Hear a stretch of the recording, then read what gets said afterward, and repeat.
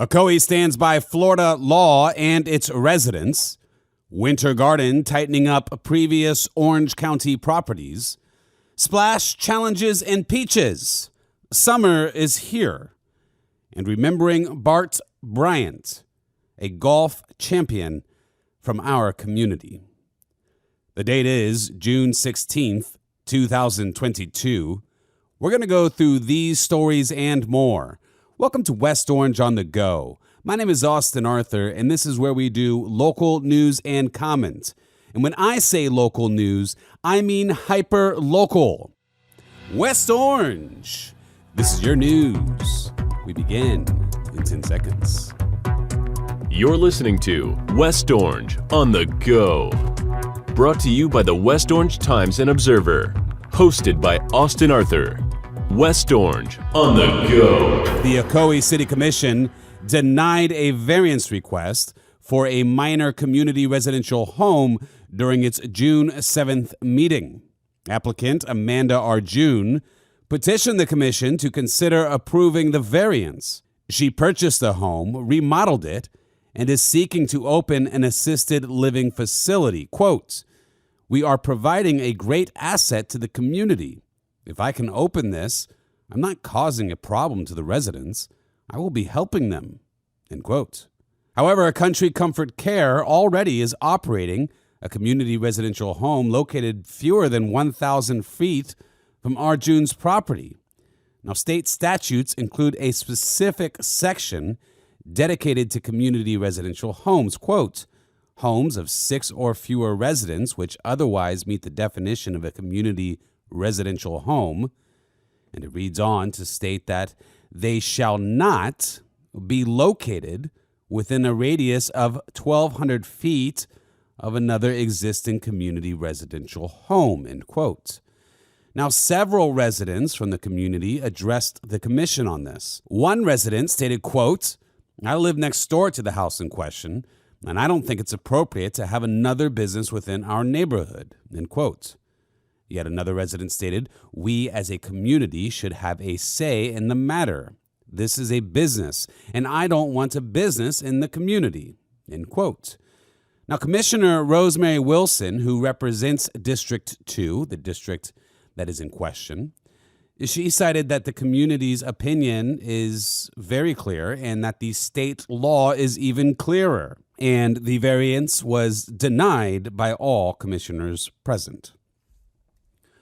On over to Winter Garden, the City Commission there heard the first reading and public hearing of several ordinances pertaining to the rezoning of East Winter Garden. Now, we talk about East Winter Garden a lot on this podcast, and the city is requesting to change the zoning and future land use designation on 48 acres located south of East Plant Street. These specific residential properties were recently annexed into the city of Winter Garden from Orange County. Community Development Director Steve Pash said the annexation will provide a more efficient delivery of services to the properties and further the goals and objectives of the city's comprehensive plan to eliminate enclaves. Now, let me say something about that before I continue. I am very against these enclaves that exist in our towns and cities throughout West Orange. You know, this idea of an enclave is when the county has slops of property right in the middle of a city or a town. And I just think it's a real bad idea in general.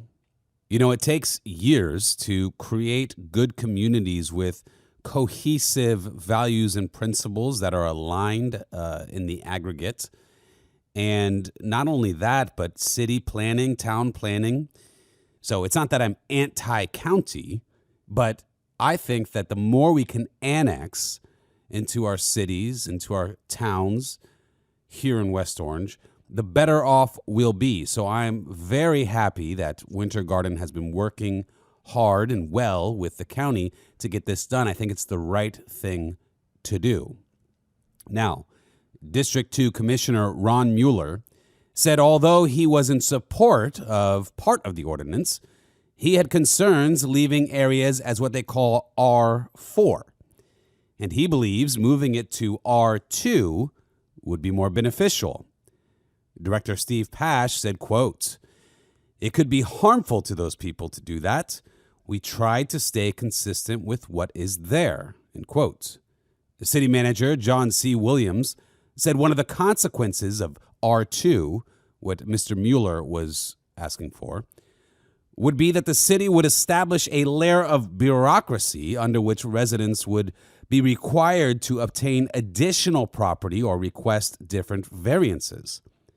Now, Commissioner Mark Mashel stated, quote, "We've asked these people to annex into the city, and they have, graciously, and they didn't really have to, so I wouldn't want to take away any property rights either," end quote. He went on to explain that it is a heavy burden to have R2 as opposed to this R4. Now, the motion to move forward to a second reading and vote was passed 4-1 with Mueller dissenting.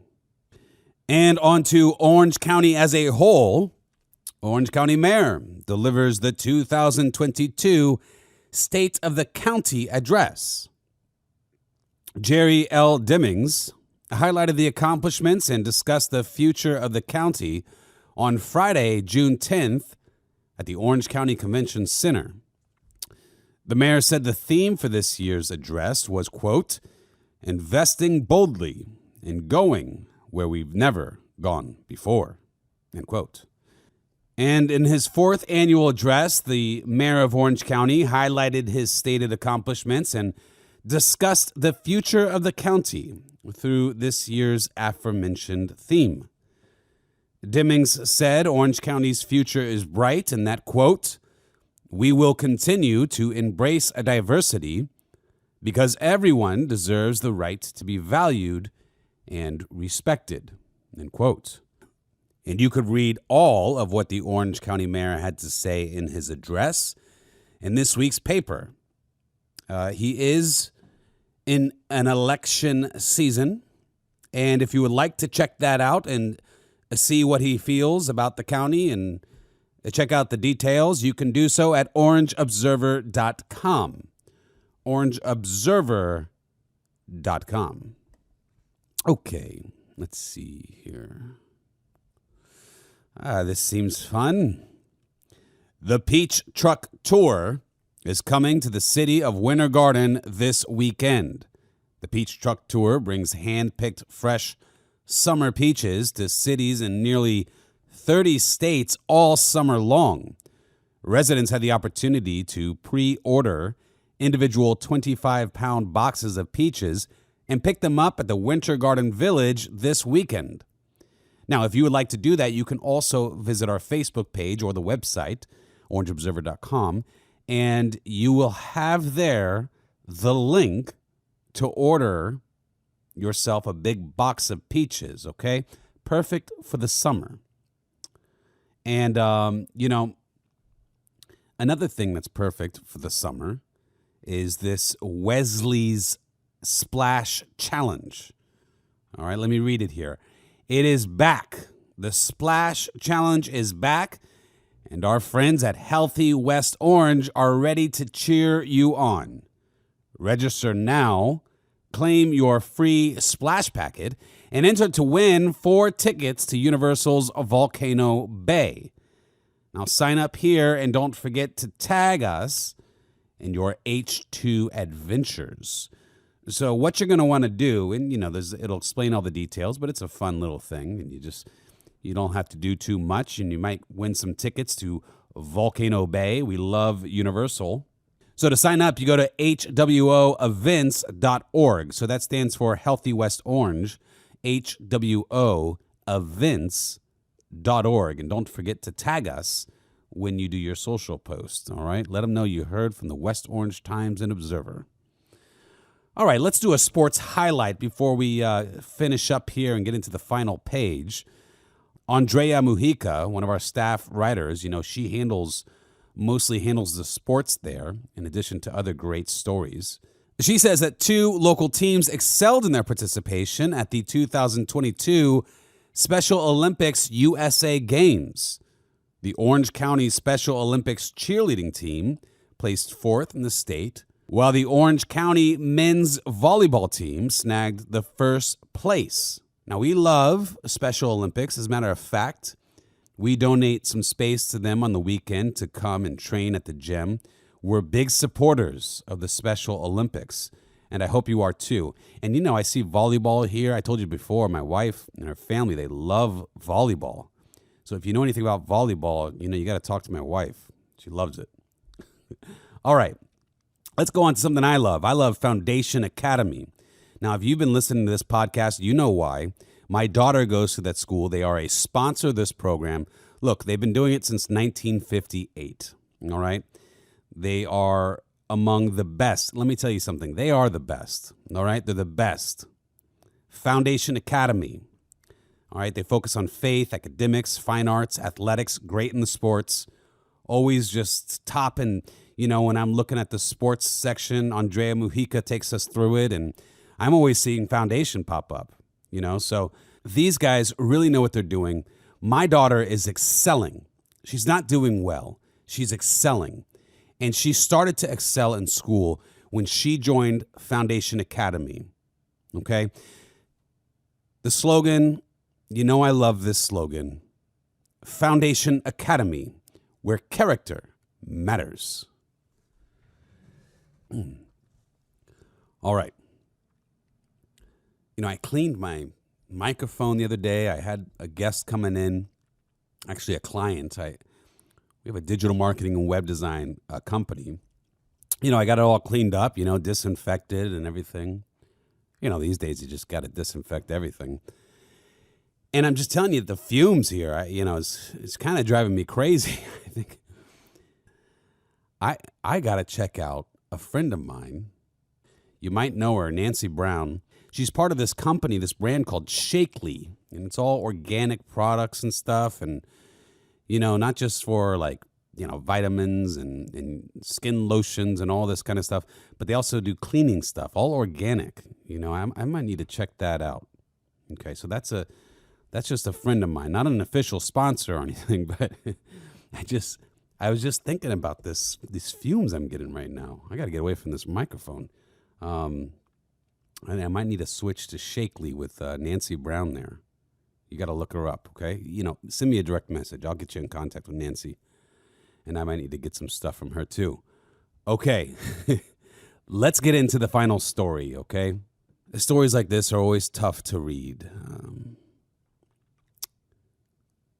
If one thing is true about PGA pro and Winter Garden resident Bart Bryant, besides the fact that he was an amazing golfer, it is this. He was an amazing human being who made friends everywhere he went. Bryant's life came to an abrupt end on Tuesday, May 31st, after he died in a car crash in Polk City. He was 59 years old. Bryant first held a club at the age of 8 years old. Since then, he had dedicated his life to the sport with determination, perseverance, and passion. And in 2005, he won the Memorial Tournament and a few months later defeated Tiger Woods to capture the season-ending tour championship by 6 shots. He went on to make an appearance on the top 25 world ranking. Bryant finished his tour career with 317 starts. His older brother, Brad Bryant, also a famous golfer, said he was very special. Quote, "I always said he's the guy that I always wanted to be when I grew up, even though he was my younger brother. He was the much better example of what a godly life looks like. He was just really a good man. He was generous to all, and he was kind to all, and pretty much a friend to anybody that came along." End quote. The piece goes on in some nice detail with some more quotes from family and friends, but it finishes like this. Faith was important to Bryant and his family. his brother stated, his relationship with Christ really kept our family centered and going forward. A friend added, he was always there for anybody that needed him. In all the years that I knew him, I never heard him say a bad thing about anybody. He was just a good Christian guy. End quote.